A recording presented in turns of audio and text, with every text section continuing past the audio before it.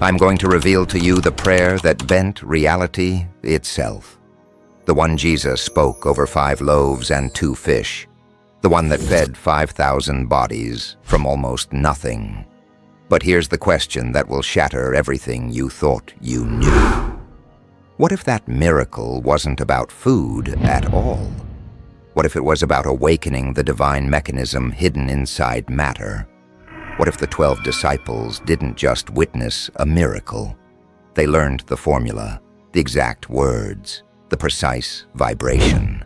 And what if those words were never meant for the masses, only for those who could hear beyond the veil?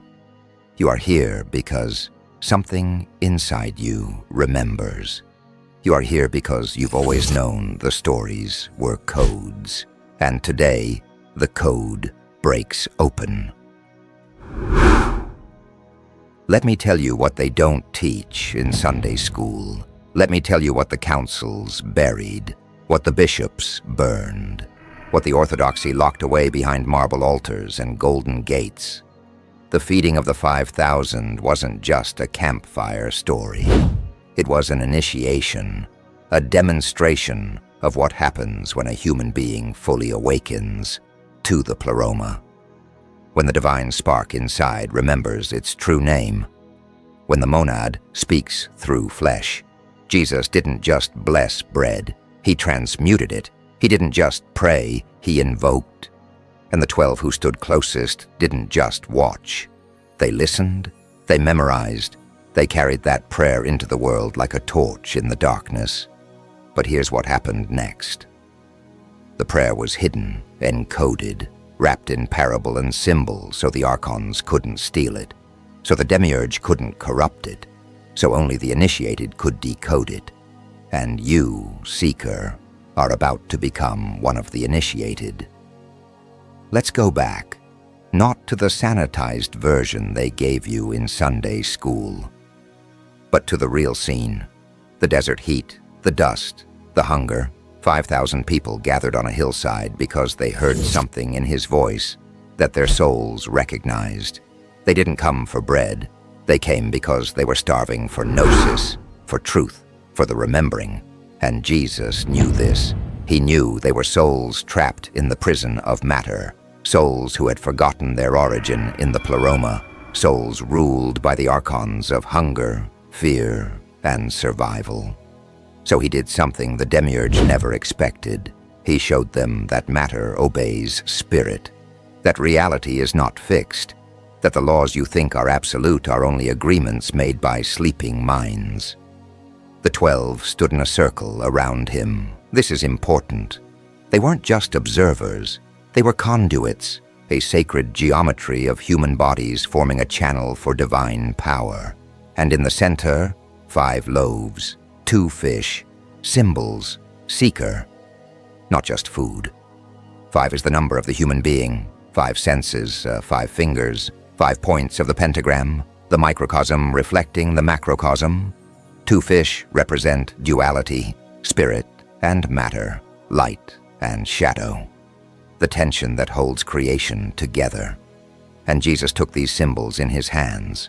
He looked up, not to the sky, but through it, past the dome of the Demiurge, past the Archons who guard the gates, straight into the pleroma, the fullness, the realm of eternal light where the Aeons dwell. And he spoke. Now here's where it gets dangerous. Here's where the transmission becomes forbidden. Because the prayer he spoke wasn't in Aramaic alone. It was in the language before language. The vibrational tongue that shaped the cosmos before the Demiurge twisted it into matter. The Church Fathers knew this. That's why they removed it from the Gospels. That's why the Council of Nicaea edited the texts. That's why Gnostic scriptures were buried in jars and hidden in caves. Because this prayer gives power back to the individual. It bypasses the priesthood. It bypasses the institution. It makes every human being a potential Christ, a potential emanation of the divine, and that terrified them. Still does. If you're watching this, Seeker, you're ready to remember what they tried to make you forget. You're ready to hear the prayer behind the prayer.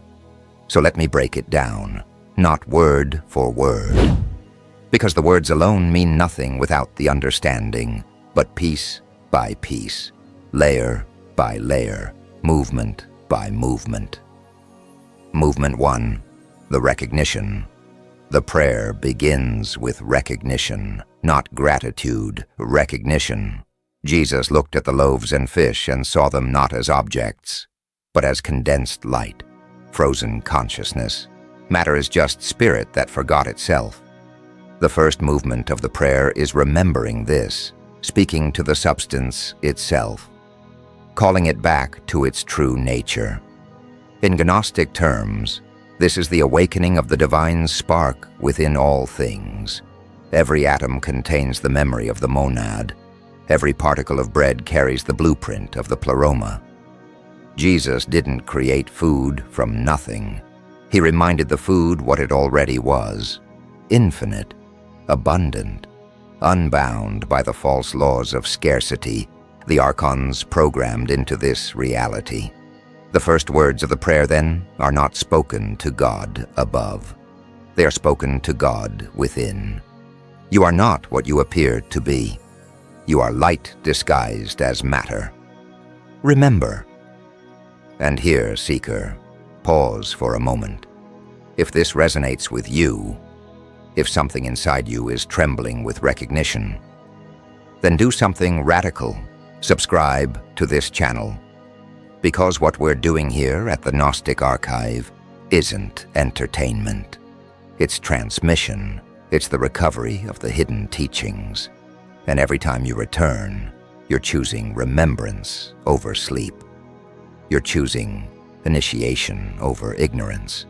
So hit that subscribe button, turn on notifications, because the next episode will go even deeper. Into prayers you've never heard, into mysteries the councils tried to erase. Now let's continue. Movement 2, the Invocation. The second movement is Invocation. This is where Jesus called upon the Aeons, not angels, not saints. Aeons, the emanations of the monad, the divine intelligences that exist in the pleroma before creation, fell into matter. Their names are not pronounced with the tongue alone. They are felt, vibrated. Each name is a frequency that opens a gate in consciousness. Sophia, the divine wisdom who descended too far and birthed the Demiurge by mistake. Christos, the anointed one, the rescuer frequency sent to wake the sleeping sparks. Barbelo, the first emanation, the mother-father, the womb of all-knowing. Jesus didn't pray to a distant father on a throne. He invoked the fullness of the divine within himself. He became a living antenna, and the 12 around him did the same. This is why the miracle required them. One man alone can awaken his own spark, but 12 unified in intention. That creates a vortex, a whirlpool in the fabric of reality itself. The archons can't stop it.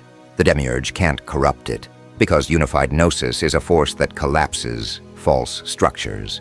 It dissolves illusions. It bends matter back into light. Movement 3, the transmutation. Now comes the core of the mystery, the actual transmutation, the moment when 5 loaves became 5,000 meals. And here's the secret they don't want you to know. It wasn't multiplication. It was unfoldment. Everything that exists in limitation also exists in fullness. The loaves and fish were already infinite. They just appeared finite because of the perceptual prison the Demiurge built around human consciousness. Jesus spoke the third movement of the prayer, and it was a command to matter itself. Unfold. Reveal your hidden nature.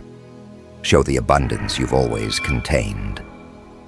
This is the same principle behind every Gnostic sacrament, every act of gnosis, every moment of awakening. You don't gain something new. You remember what was always there. The divine spark inside you is not small. It only appears small because you've been taught to see through the lens of scarcity, through the lens of the archons. But when you speak the language of the pleroma, when you vibrate the frequency of remembrance, reality unfolds, limitation dissolves, and what seemed impossible becomes natural. The 12 learned this that day. They learned that the universe responds to those who remember their divine origin, that miracles are not violations of natural law, they are the restoration of divine law. Movement 4. The distribution, but here's where most people miss the deeper teaching. The food didn't just appear, it had to be distributed. The 12 had to move, had to serve, had to become channels of the abundance. This is the 4th movement. The prayer wasn't complete until the knowing became action, until the inner awakening became outer service. This is the Gnostic principle of emanation. The monad doesn't hoard light, it radiates, it gives, it overflows, and every awakened soul must do the same. You can't just hoard gnosis. You can't just keep the secrets to yourself and feel special. The moment you awaken, you become responsible. You become a vessel, a conduit, a living bridge between the pleroma and the prison. The 12 understood this. They took the bread from the hands of Jesus, which means they took the teaching, the frequency, the prayer, and they walked it into the crowd. They fed 5,000 people, not just with food, but with the energetic proof that another reality is possible, that the prison has cracks, that the archons don't have final say. If you're still with me, seeker, then you're feeling it, the pull, the remembering. And if you want more of this, if you want to keep walking this path, then subscribe to the Gnostic Archive right now, because we're just getting started. And the next episode will reveal prayers even the 12 hesitated to speak aloud. Words that dissolve the ego, phrases that shatter the veil, invocations that call your divine spark back from exile. Don't miss it. Hit that subscribe button and let's keep walking together. Movement 5. The sealing. The 5th and final movement of the prayer is the sealing.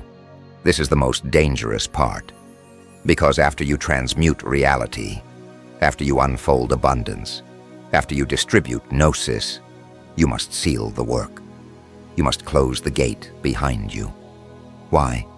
Because the archons are always watching. They feed on leaks. They corrupt open channels. They twist miracles into ego traps. Jesus knew this. So the final words of the prayer were words of closure, of protection, of return. He didn't leave the vortex open. He sealed it with gratitude. But not gratitude to the Demiurge, gratitude to the pleroma, to the source, to the monad. This is why the Gospels say he gave thanks. But they don't tell you what he thanked, or how, or in what language. Because the sealing prayer is the most protected of all. It's the lock that keeps the archons out. The shield that prevents spiritual theft. And it was taught only to the 12. Only to those who had proven they could hold the frequency without corruption. So now, seeker, you know the structure. You know the 5 movements of the prayer Jesus used to multiply the loaves and fishes: recognition, invocation, transmutation, distribution, sealing. But here's the question that should be burning in your chest right now. Can you use it? Can you speak these movements into your own life? Can you take the 5 loaves of your limited circumstances, your lack, your fear, your scarcity programming, and transmute them into abundance? The answer is yes, but only if you understand what the prayer really is. It's not magic words. It's not a spell you copy and paste. It's a state of being, a vibrational alignment, a return to your divine origin. Let me make this practical. Because gnosis without application is just entertainment. And you didn't come here to be entertained. You came here to awaken. So here's how you use the prayer in your own life. First, recognize. Look at the situation you think is limited. The job, the relationship, the bank account, the body.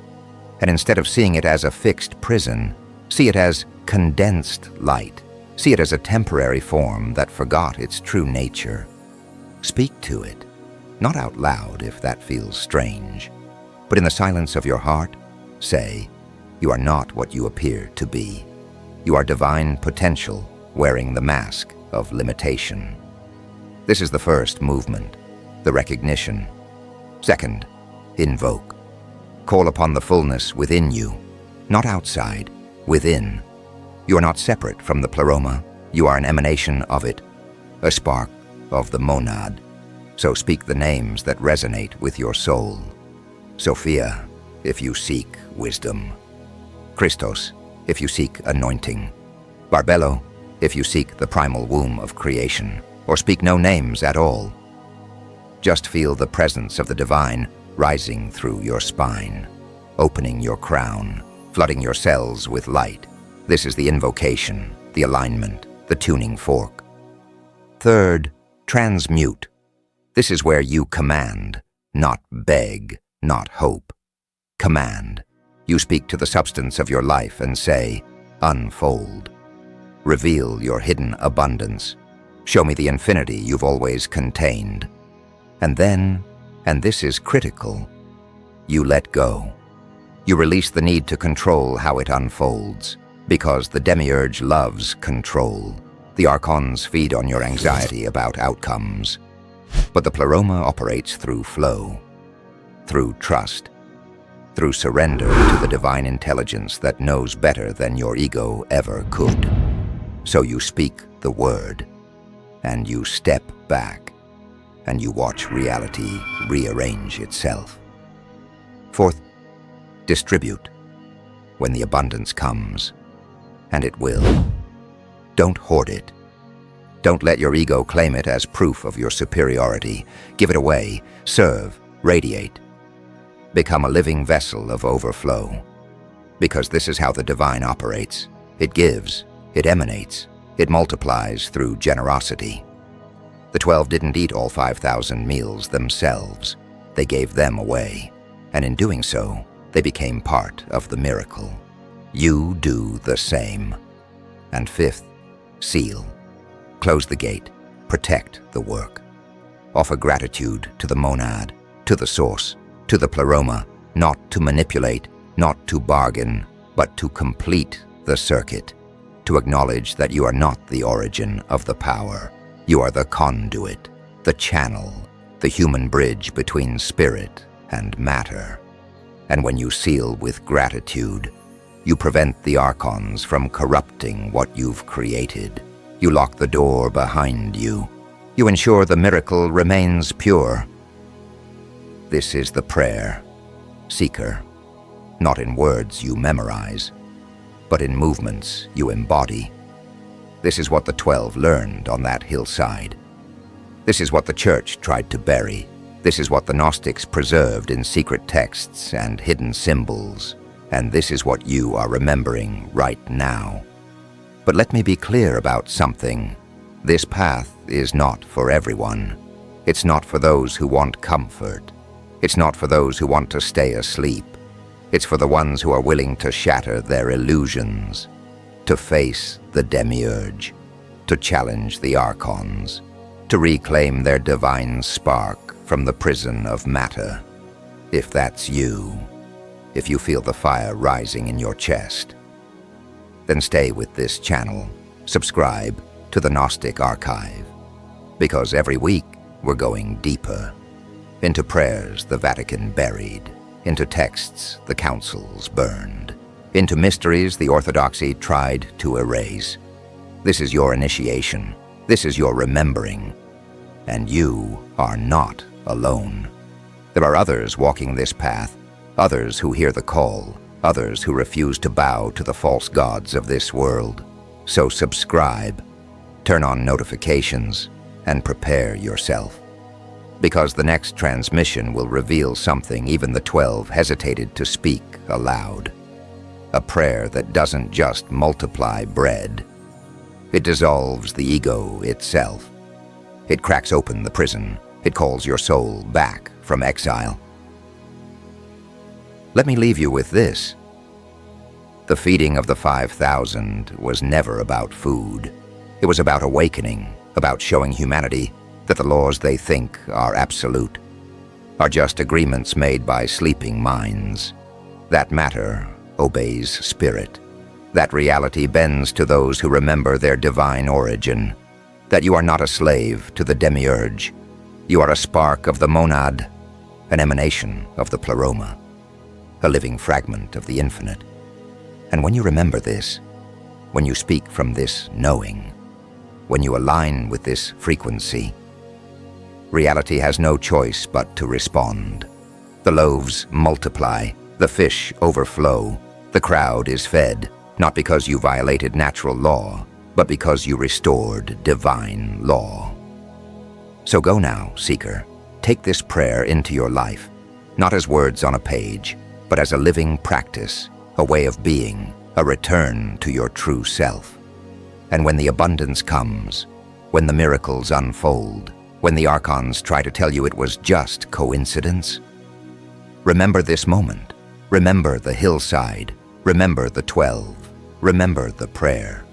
And know that you are part of an ancient lineage, a secret stream of gnosis that has flowed through the centuries, hidden in caves, whispered in sanctuaries, encoded in symbols and parables, waiting for those who are ready. And you, seeker, are ready. You are here. You are awake. You are remembering. Welcome to the Gnostic Archive. This is your sanctuary, your school of mysteries, your transmission point from the pleroma. Subscribe now, and let's walk this path together. Because the next episode will shatter everything you thought you knew about prayer itself, about language, about power, about the divine mechanism hidden inside your own voice. The 12 learned it. The Gnostics preserved it. And now it's your turn. See you in the next transmission, seeker. Until then, remember who you are, remember where you came from, remember the prayer, and watch reality bend.